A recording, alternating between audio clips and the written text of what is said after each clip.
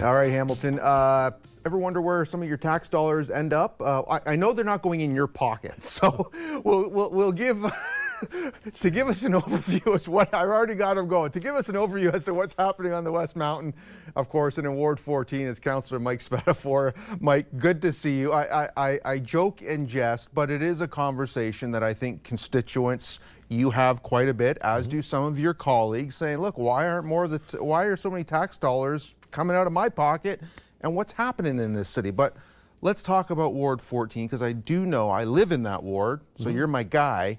No, that's a good thing, because I am seeing the improvements in Ward 14. Why don't you kind of go over a list since in your first term what you've been able to accomplish, my friend? Yeah, well, first off, thanks for having me. Yeah. I really appreciate it. It's a good opportunity to speak to not a constituent, but I think everybody in Ward 14. I think we've done a good job over the last 4 years in Ward 14. We've updated, I'm going to say close to 6 parks, like full redevelopments with new equipment, new pathways, more accessible equipment.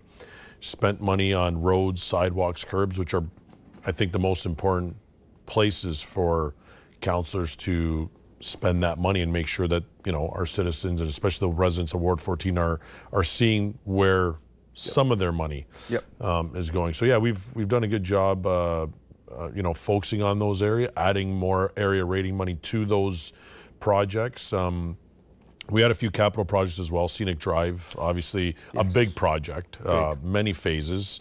It's moving slowly, but you know, we continue to work with staff to ensure we're hitting all the things residents want to see along that stretch. So it's been a good 4 years from a Ward 14 perspective and an investment side. During these 4 years, in the last year or so, you've become a lot more vocal around the horseshoe, specifically regarding budgetary concerns, where's the money going, who's being held accountable, and full-time employees. I think I almost saw one city council where you're going to pull your hair out during GIC because you're so articulate in the way you talk.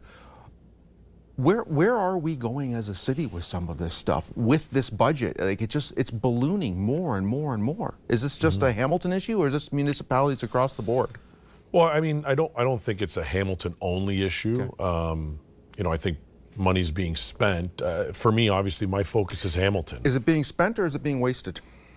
Well, I guess everybody would have a different opinion of that. If you believe where the money went is money well spent, then you would say it was invested. Yeah. You know, I think for me, when I look at where some of the money's going, I'm not saying it's, you know, when you talk about, say, money that went to housing, homelessness, the unsheltered community, I don't think that's money that's not well spent. The problem is it's not money we're supposed to be spending as a city.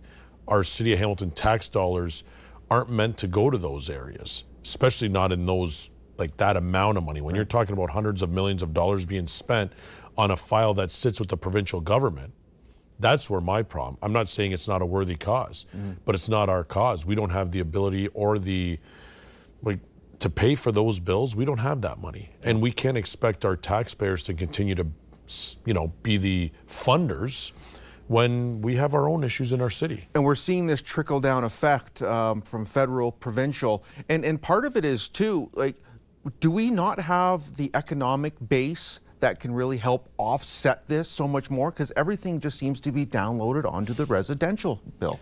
Yeah, and you know, I'm not going to say that's not the case, that there's downloading happening from the upper levels of government. That it's happening, but we can't be the ones picking up the bill.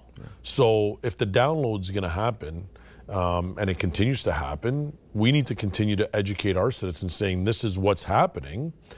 But that doesn't give us the ability to go and say, hey, let's raid reserves, let's increase taxes, because we have to pick up the slack for the federal and provincial government. We don't have the ability to do that, nor do I think Hamilton taxpayers believe we should be using their money to do the job of the provincial and federal government. So I think that's where maybe the lines get blurry for me and some of the other people around the city, and whether that's councillors or anybody else. We have to focus on Hamilton. That's our job. I represent a small area in the city of Hamilton. I don't represent the province or the federal government, and their programs are theirs to deal with. not ours. We have enough of our own areas where we need to spend our people's money. Yeah, by all means. And as we, let's just shift back to Ward 14. I was going to say Cable 14. As we shift back to Ward 14, just got some notices in our mailbox regarding some infrastructure improvements around the Font Hill, Wendover, Magnolia area, which is excellent, well needed after 50 years of living there. I noticed what it's like. What else can we expect in Ward 14 as we move forward throughout the rest of this year? Yeah, well, I think you'll see a lot of that same investment. You know, our city has a sidewalk program where, you know, it's built into in the global budget that we do sidewalks. I always talk to staff about how much more capacity they have, and I'll use my Ward 14, say, minor maintenance account. I always try to maximize how much work we can do on sidewalks, curbs, all that sort of stuff. So I keep giving them as much money as I have to give them in order that they can do the work. At some point, they just can't. It doesn't matter how much money we have. They're capped out on how much our staff and contractors are able to take on for our specific area. But yeah, over the summer, I did move a motion last week on McNabb tennis courts. It's at end of life. We're doing a bit of a reconfiguration. We had a public meeting where people could come and talk about what they wanted to see there. We're not losing anything. We're going to have basketball. We're going to have tennis. We're adding pickleball. And it's just, we're going to make it brand new, which is something I think has been a long time coming for that. I smile because I went to McNabb, and I remember when those tennis courts were being built. Yeah. And I was one of the first kids, I think, playing on them. So yes, coming to end of life. But they've held a really good community spot. They have a bocce ball next door. It does bring community together, and it's great when you drive by and you see the kids playing some hoops there on the basketball side. Absolutely. I didn't go to McNabb, my sister did, but I spent a lot of time at that. Sure. You know, playing tennis, playing soccer on the field in behind there with the cage. Still remember the cage nets that they put up. Of course.